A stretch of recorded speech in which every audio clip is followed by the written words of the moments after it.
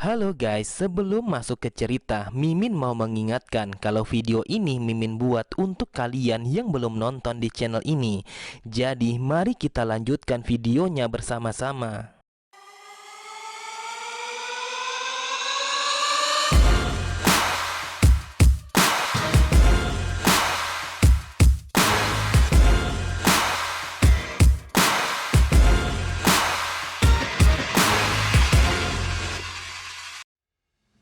Assalamualaikum warahmatullahi wabarakatuh. Halo semua, kembali lagi di channel Raider Manhwa. Kali ini Mimin akan melanjutkan sebuah komik yang berjudul Sang Legenda Iblis Selatan Pengacau Surga. Dan apabila kalian masih bingung dengan alur ceritanya, kalian bisa cek deskripsi atau langsung saja menuju playlist yang ada di halaman channel ini untuk memulainya dari part 1. Tanpa basa-basi lebih jauh, mari kita masuk di part 4. Cerita dimulai. Terlihat potongan tangan sang pemimpin telah terhempas ke atas tanah setelah Jeong memotongnya dengan cara yang sangat brutal. Lalu Myosin langsung menempelkan kertas mantra untuk menyegel dan juga melemahkan roh jahat itu. Di sisi yang lain, setelah sang pemimpin mulai tenang, Goh-chan pun mencoba untuk membalut lukanya dan menghentikan pendarahannya. Myosin pun bergumam, situasinya menjadi kacau, aku telah gagal melaksanakan pekerjaanku dan sang pemimpin telah kehilangan salah satu dari tangannya. Jadi aku harus pergi dari tempat ini sebelum aku disalahkan. Namun tiba-tiba saja Myosin langsung terdiam, matanya melirik ke arah sebuah pedang yang berada di samping lehernya. Ia pun bertanya apa maksudnya tuan muda ketiga melakukan itu kepadanya, sedangkan dia sama sekali tidak melakukan sebuah kesalahan. Di sampingnya Goh-chan mencoba bertanya apa yang dilakukan oleh Jeong. Namun Jeong langsung mengisyaratkan kepada Goh-chan untuk tidak mengatakan sepatah kata pun. Jeong bertanya kepada Myosin apakah itu alasannya mengapa kondisi sang pemimpin menjadi buruk. Myosin pun berkata dengan nada yang tinggi, apakah ini masih kurang jelas bagimu? Roh jahat ini telah melahap tubuh sang pemimpin dan apabila dibiarkan maka dia akan mati. Jadi tidak ada waktu untuk melakukan hal yang sia-sia seperti ini. Atau apakah mungkin kau juga ingin melihat sang pemimpin menjadi tewas? Namun Myosin langsung terdiam ketika mendengar Jeong yang mengatakan kalimat juga. Ia berpikir kalau dia telah salah mengucapkan kalimat itu. Jeong hanya tersenyum setelah mengetahui kalau dukun itu telah mengatakan sebuah clue bahwa ada seseorang yang menginginkan sang pemimpin mati. Jeong pun bertanya apakah dia adalah orang yang telah membayarnya, tetapi Myosin mencoba untuk mengelaknya. Ia mengatakan kalau apa yang ia ucapkan hanyalah kesalahpahaman. Tetapi ia begitu tertekan ketika Jeong yang berkata, aku merasa kalau pedangku semakin dekat kepada lehermu, jadi aku berpikir kalau kejujuran adalah satu-satunya pilihan yang kau punya jika kau ingin hidup. Karena hidupnya sudah berada di ujung tanduk, mau tidak mau Myosin pun mengatakan bahwa nyonya pertamalah yang memintanya untuk tidak membiarkan sang pemimpin selamat dari penyakitnya. Terlihat Goh-shin sangatlah tidak menyangka setelah mendengar bahwa nyonya pertama telah memintanya untuk mencari paduan rahasia dan juga segel sang pemimpin dengan menggunakan seekor roh jahat. Dengan kesalnya Goh-shin bergumam, dasar bajingan, wanita jalang itu telah berulah lagi. Kalau saja kita tidak datang ke tempat ini, sudah pasti bahwa putra pertama akan mengambil posisi sang pemimpin. Goh-shin berpikir bahwa ia harus mencegah putra pertama untuk mengambil posisi itu. Lalu ia berkata, wahai tuan muda, kita harus menyelamatkan sang pemimpin. Dan jika tidak, maka nyonya pertama akan mencoba untuk membunuh Anda. Jeong pun mencoba berpikir, ia berkata, ini sangatlah masuk akal, aku telah mengganggu apa yang sudah ia rencanakan. Lalu Myosin berkata, wahai tuan muda, aku akan menyelamatkan sang pemimpin apapun yang terjadi. Namun Myosin sangatlah tidak menyangka, ia sama sekali tidak mengerti ketika Jeong yang mengatakan bahwa dukun itu harus melanjutkan apa yang telah diminta oleh nyonya pertama. Sambil tersenyum Jeong berkata, temukanlah rahasia paduan itu dan juga segel sang pemimpin sekarang juga. Sontak mereka berdua begitu terkejut dengan apa yang dikatakan oleh Jeong. Awalnya mereka menduga kalau Jeong akan menghentikannya, namun ternyata ia malah mendukungnya untuk mencari kedua benda itu. Myosin berkata, jika kita mencoba untuk melakukan itu sekali lagi, maka sang pemimpin akan mengalami situasi yang sangat berbahaya. Akan tetapi, Jeong sama sekali tidak menghiraukannya, ia tetap saja meminta dukun itu untuk terus melakukannya. Mendengar permintaan itu, mau tidak mau, Myosin harus melakukannya karena nyawanya di saat ini telah berada di dalam bahaya. Lalu ia pun langsung mengambil sebuah boneka. Myosin pun menjelaskan bahwa boneka itu akan ia gunakan sebagai wadah karena apabila sang pemimpin menyentuh roh itu lagi, maka dia benar-benar akan mati. Oleh sebab itu, kita akan menghubungkan wadah ini kepada sang pemimpin dan menipu roh jahat itu agar ia mengira bahwa ini adalah tubuh asli sang pemimpin. Kemudian Myosin meletakkan boneka itu tepat di atas potongan tangan sang pemimpin, lalu ia memulai membacakan sebuah mantra. Perubahan bencana bumi dan langit yang besar, biarkanlah roh berpindah. Dengan itu datanglah samadhi, seseorang dengan 1 segel dan juga 6 konsentrasi. 5 kebijaksanaan adalah perlindungan yang sama sekali tidak dapat dirusak oleh para dewa dan juga iblis. Lalu jadikan efek dari ritual ini menjadi terwujud secepatnya. Setelah Myosin membacakan mantranya, terlihat roh jahat itu mulai menampakkan wujudnya dengan mencengkeram boneka itu dengan begitu kuat. Seketika itu juga sang pemimpin telah berteriak sejadi-jadinya akibat roh jahat itu yang telah menyatu bersama jiwa dan raganya. Di sisi yang lain, Jeong dan juga Gosin hanya mendengarkan setiap mantra yang dibacakan oleh dukun itu yang membuat sang pemimpin menjadi orang yang mengerikan. Terlihat Myosin begitu panik ketika melihat bahwa roh jahat itu telah melakukan pergerakan yang begitu kuat, ia pun bergumam. Energi mematikan ini memiliki kekuatan yang terlalu kuat, dan apabila aku memaksakan melebihi daripada ini, maka roh jahat itu akan terbebas. Tetapi mau sebanyak apa aku menjelaskan kepada bajingan itu, tetap saja dia akan menghiraukannya. Jadi apa yang harus aku lakukan? Namun tiba-tiba saja Myosin menyadari akan sesuatu. Di pikirannya telah melintas sebuah ide untuk melakukan suatu hal yang di luar dugaan semua orang. Myosin pun langsung menyeringai dengan rasa kemenangannya karena dia tahu bahwa ide itu pastinya akan berguna. Lalu Myosin berkata, "Wahai Tuan Muda, mulai saat ini aku akan membelenggu roh jahat itu. Akan tetapi apakah tidak menjadi masalah apabila pengawal Anda ada di dalam sini?" Seakan mengerti apa yang dikatakan oleh sang dukun, Gohchan pun langsung pergi meninggalkan tempat itu meskipun sebenarnya dia sangat ingin melihatnya.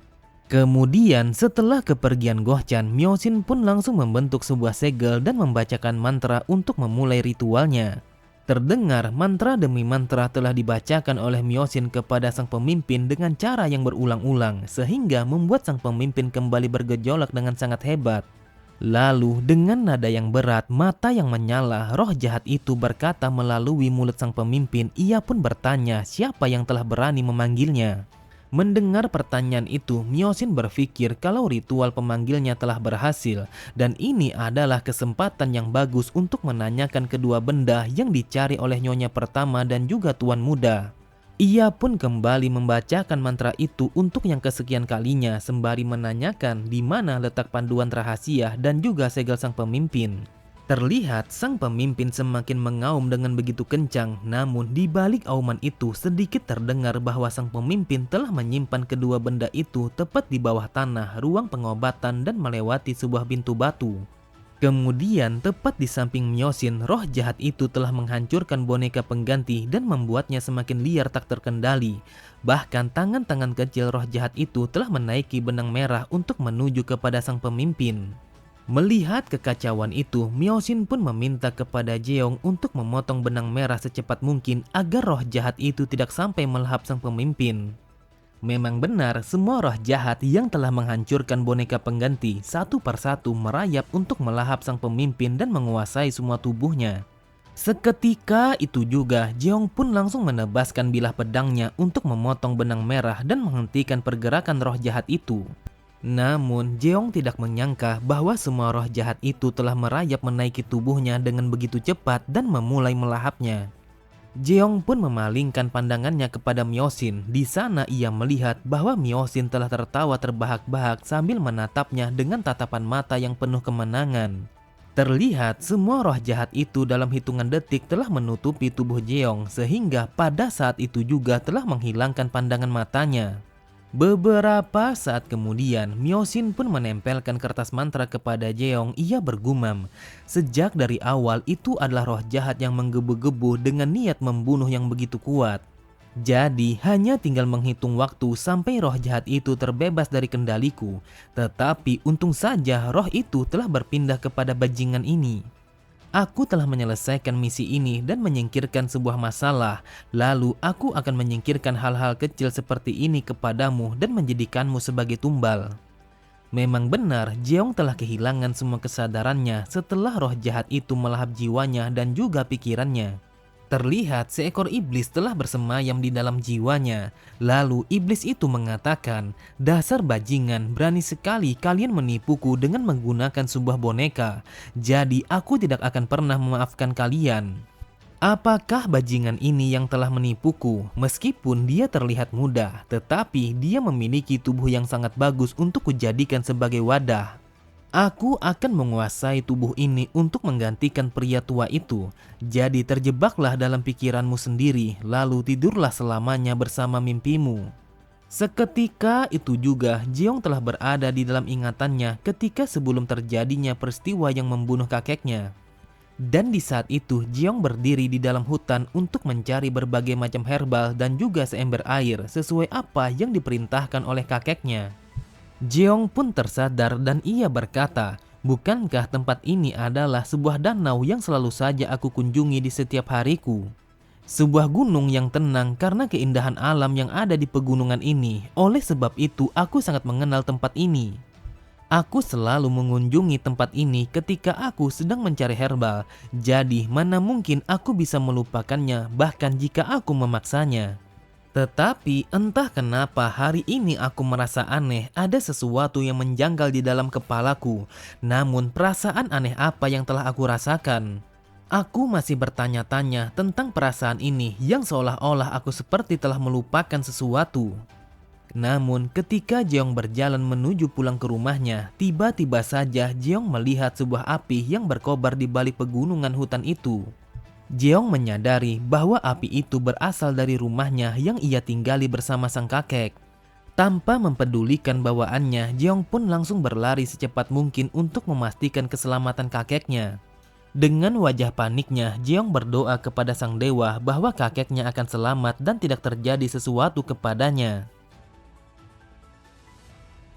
Beberapa saat kemudian, di balik kepulan asap hitam yang menutupi pandangan matanya, Jeong pun berulang kali berteriak untuk memanggil kakeknya. Namun, Jeong tidak menyangka ketika melihat kakeknya yang terbaring di atas tanah. Ia pun langsung berlari menghampirinya untuk memeriksa kondisi kakeknya yang sudah tidak bernyawa itu dengan tubuh yang telah terbelah menjadi dua bagian. Meskipun Jeong tahu kalau kakeknya telah mati, akan tetapi ia tetap saja mencoba untuk membangunkan kakeknya dan berharap ada sebuah keajaiban yang datang kepadanya. Jeong berulang kali menanyakan siapa yang telah tega berbuat kejam kepada kakeknya karena kakeknya telah tewas dengan cara yang sangat mengenaskan. Di pikirannya, Jeong bergumam bahwa kakeknya sama sekali tidak boleh meninggalkannya karena hanya kakeknya lah satu-satunya orang yang ia miliki. Jeong berkata, "Akhirnya aku menyadari dan juga mengerti keberadaan seperti apa kakek di dalam hidupku ini." Lalu Jeong menangis terseduh-seduh sambil memeluk separuh tubuh kakeknya. Ia mengatakan bahwa betapa pentingnya sang kakek di dalam hidupnya itu. Namun tepat di belakangnya terlihat sebuah bayangan hitam telah berdiri sambil memperhatikan Jeong yang sedang menangisi kematian sang kakek. Ternyata bayangan hitam itu adalah wujud dari sang iblis yang telah menciptakan ingatan menyedihkan yang Jeong rasakan di saat itu. Dan iblis itu mengatakan bahwa inilah yang sangat ia inginkan. Kemudian iblis itu membentangkan salah satu dari telapak tangannya. Ia pun mengeluarkan aura kegelapannya yang perlahan memasuki kepada kedua telinga Jeong. Seketika itu juga Jeong tersadar setelah ia mendengar suara yang sangat ia kenal telah memanggilnya. Ternyata suara itu datangnya dari sang kakek. Ia berkata, "Jeong, apa yang kau lakukan? Mengapa kau tidak membantuku yang sudah tua ini? Jadi cepatlah bergerak untuk membantuku dan jangan pernah melamun lagi." Dengan wajah herannya, Jeong bertanya kepada kakeknya apa yang telah terjadi. Dari tatapan matanya, Jeong telah dibukakan sesuatu yang membuatnya merasa bahagia karena kakeknya yang kembali hidup. Seketika itu juga Jeong langsung berlari ke arah kakeknya lalu memeluknya dengan begitu erat yang mana pelukan itu telah mengisyaratkan kalau Jeong sangat takut kehilangan kakeknya.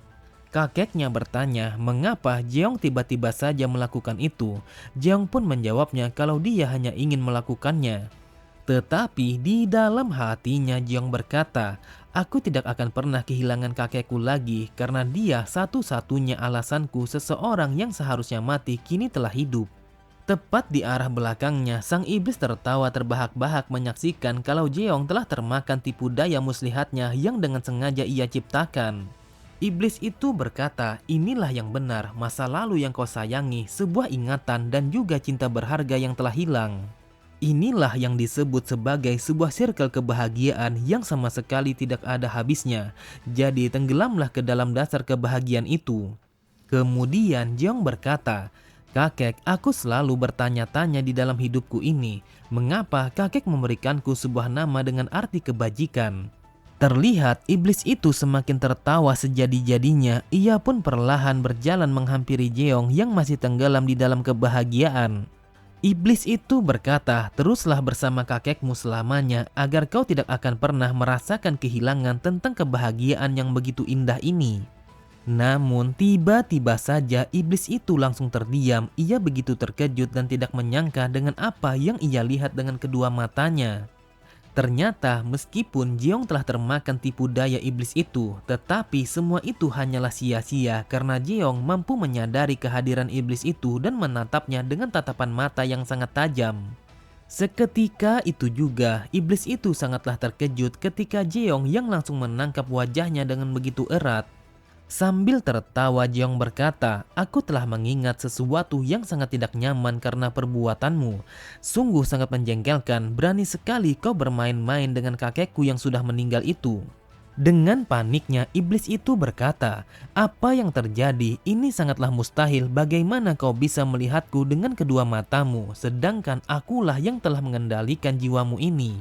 Jeong pun berkata, "Sepertinya kau telah salah paham terhadap keinginanku. Apakah itu tentang kebahagiaan ataukah balas dendam? Seharusnya kau berusaha lebih dalam untuk mengenal siapa aku daripada mencoba untuk menghidupkan kakekku lagi." Sambil tertawa terbahak-bahak, Jeong pun melanjutkan kata-katanya, "Seharusnya kau membiarkanku untuk mencabik-cabik seorang bajingan yang telah membunuh kakekku itu." Iblis itu mencoba menahan cengkeraman Jeong. Ia pun bergumam, "Aku harus pergi sekarang juga," menembus lebih jauh ke dalam kesadarannya. Ini adalah sebuah keinginan utama yang berbahaya, suatu perasaan niat membunuh yang sangat murni, yang bahkan seorang iblis sangat ingin menghindarinya. Bagaimana ini terjadi? Apakah ini sesuatu yang dimiliki oleh seorang makhluk hidup? Namun ada sesuatu yang membelenggu niat membunuh tersebut. Jadi aku bertanya-tanya apa sebenarnya itu. Di sisi yang lain sang kakek berkata, "Jeong, apakah kau bertanya mengapa kakek memberikanmu nama dengan arti yang seperti itu? Kau itu adalah seorang anak yang sangat berbeda dari yang lain. Tetapi aku berharap kau akan tumbuh menjadi orang yang baik dan juga berbudi. Itulah alasannya mengapa aku memilih arti kebajikan terhadap namamu itu. Seperti dari namanya, agar kau tumbuh menjadi orang yang berbudi dan tidak menyimpang dari jalan yang benar. Jadi dengan nama itu aku berdoa kepada sang dewa agar kau tumbuh menjadi orang yang berbudi." Terlihat iblis itu berteriak kesakitan setelah wajahnya yang telah rusak akibat cengkeraman yang Jeong lakukan kepadanya. Lalu iblis itu berusaha untuk melepaskan diri dari cengkeraman Jeong. Ia pun berpikir untuk melarikan diri sejauh mungkin ke dalam kesadarannya karena ia menganggap bahwa Jeong adalah orang yang gila. Memang benar, meski iblis itu telah melarikan diri, tetapi Jeong sama sekali tidak membiarkannya pergi begitu saja. Ia pun mengambil bilah sabitnya, lalu secepat mungkin Jeong langsung berlari untuk mengejar iblis itu. Tetapi Jeong sama sekali tidak bisa mengejarnya karena iblis itu telah berpindah jauh menuju ke dalam kesadarannya. Untungnya aku sudah memasuki tubuh bajingan ini, jadi aku hanya perlu menyelam lebih jauh ke dalam kesadarannya dengan cara berhati-hati. Beberapa saat kemudian, iblis itu telah sampai pada kesadaran Jeong yang lebih dalam. Di dalam sana, ia begitu heran dengan apa yang ia lihat. Ia tidak menyangka bahwa di dalam kesadaran Jeong, ia melihat tanah lapang yang begitu luas yang telah ditumbuhi oleh hamparan bunga. Iblis itu berkata, apakah ini tempat yang jauh di dalam dasar kesadarannya? Ini baru pertama kalinya aku melihat kesadaran seseorang yang seluas ini. Kemudian iblis itu memperhatikan kepada sisi yang lain. Ia kembali heran karena di tengah tanah lapang itu ada sebuah pintu yang berdiri dengan kokoh. Sang iblis perlahan mendekati pintu itu. Ia berkata, tidak akan menjadi masalah jika aku membukanya. Aku hanya perlu membuka pintu ini dan menguasai kesadarannya dari jauh. Namun tiba-tiba saja iblis itu begitu terkejut ketika pintu itu langsung memudar begitu saja sampai-sampai ia sama sekali tidak bisa menyentuhnya. Dan tidak hanya sampai di situ saja, terlihat suasana di tanah lapang itu telah menghitam layaknya kegelapan yang akan melahap apa saja yang ada di dalamnya. Kemudian iblis itu begitu panik ketika kegelapan mulai mengikatnya. Ia berkata, apa yang terjadi? Mengapa sebaliknya bajingan ini yang malah menguasaiku? Terlihat iblis itu mencoba sekuat tenaga untuk melepaskan dirinya dari jeratan kegelapan itu. Ia berpikir kalau terus seperti ini, maka dirinya lah yang akan dilahap. Benar saja, tepat di bawah kaki iblis itu, Jeong telah membuka mulutnya dengan begitu besar dan langsung melahap iblis itu hingga tidak ada yang tersisa dari tubuhnya.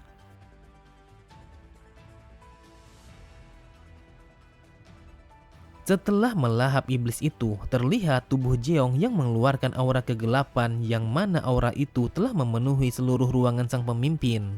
Myosin pun sangatlah terkejut. Ia tidak menyangka bahwa putra ketiga dengan mudahnya bisa melepaskan dirinya dari jeratan iblis itu. Myosin bergumam, apa yang terjadi? Bagaimana bajingan ini melepaskan dirinya begitu saja tanpa ada kerusakan sedikit pun pada tubuhnya itu? Lalu Jeong menatapnya dengan tatapan mata yang tajam untuk membuktikan kepada Myosin apapun yang ia lakukan tidak akan mempan terhadapnya. Tiba-tiba saja Myosin sangatlah terkejut karena wujud dari sang iblis telah nampak tepat di belakang Jeong. Lalu Jeong melemparkan pandangannya kepada sang iblis yang telah berdiri di belakangnya. Melihat tatapan matanya, iblis itu langsung memberi hormat kepada Jeong sembari mengatakan, sebagai demonic monk, aku memberi salam penghormatan kepada Anda. Oke semua, cukup sampai di sini dulu pembahasan alur cerita kita. Sampai jumpa di video selanjutnya. Wassalamualaikum warahmatullahi wabarakatuh.